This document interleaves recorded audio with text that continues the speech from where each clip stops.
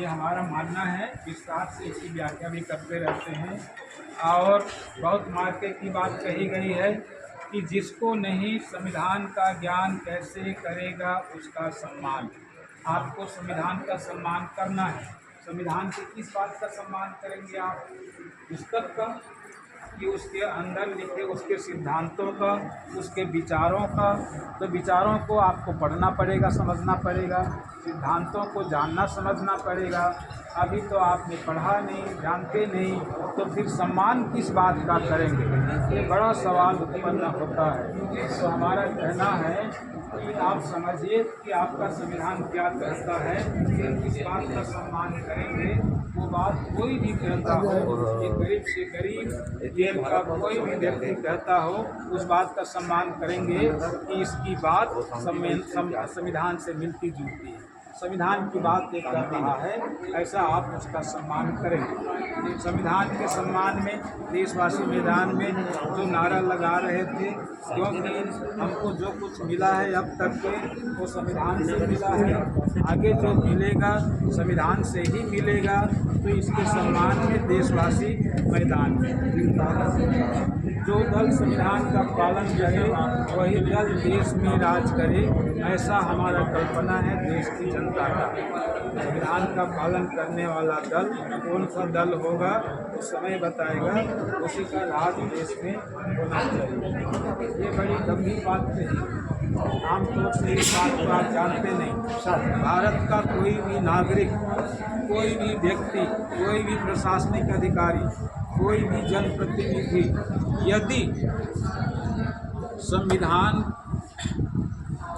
संविधान का अपमान करता है, अपनी वाणी से, अपने कार्यों से संविधान के खिलाफ बोलता है, संविधान का उल्लंघन करता है, संविधान को नीचा दिखाता है, संविधान को गया गुजरा कहता है, संविधान की पुस्तक को फाड़ता है, पैरों पे रौंदता है, संविधान की प्रतियां जलाता है, तो उसके लिए सजा का प्रावधान है।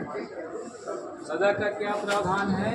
राष्ट्र गौरव अपमान निवारण अधिनियम की धारा 2 के तहत, राष्ट्र गौरव अपमान निवारण अधिनियम 1971 की धारा 2 के तहत यदि वह दृष्टिगोचर होने वाले किसी सार्वजनिक स्थान में राष्ट्र ध्वज का अथवा भारत के संविधान या उसके किसी भाग को जलाएगा, विकृत करेगा, विरूपित करेगा, अपवित्र करेगा, विद्रूप करेगा, नष्ट करेगा या रौंदेगा, चाहे बोले गए शब्दों या लिखे गए शब्दों के द्वारा या कार्यों के द्वारा उसके प्रति अन्यथा अनादर प्रदर्शित करेगा, अपमान करेगा, वह कारावास से जिसकी अवधि 3 वर्ष तक की हो सकती है।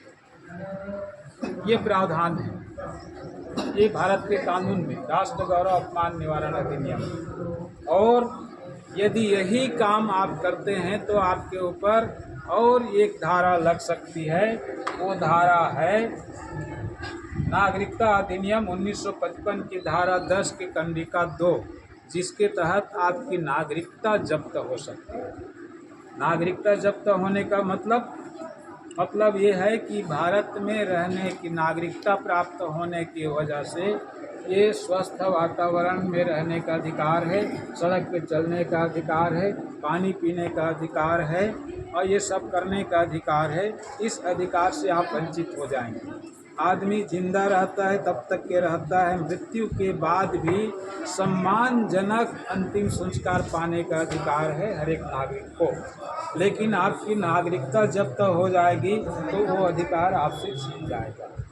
तो ये सजा का प्रावधान है। क्या आपको नहीं लगता कि इस बात की जानकारी पूरे देशवासियों को होना चाहिए? जगह जगह इस बात का जिक्र होना चाहिए। मैं दावे के साथ कहता हूँ कि ये बात किसी जगह आपको देखने पढ़ने को नहीं मिलती। ये बड़ा गंभीर सवाल है। बहुत बहुत धन्यवाद। ये प्रदर्शनी कार्यक्रम में आपने हिस्सा लिया। आगे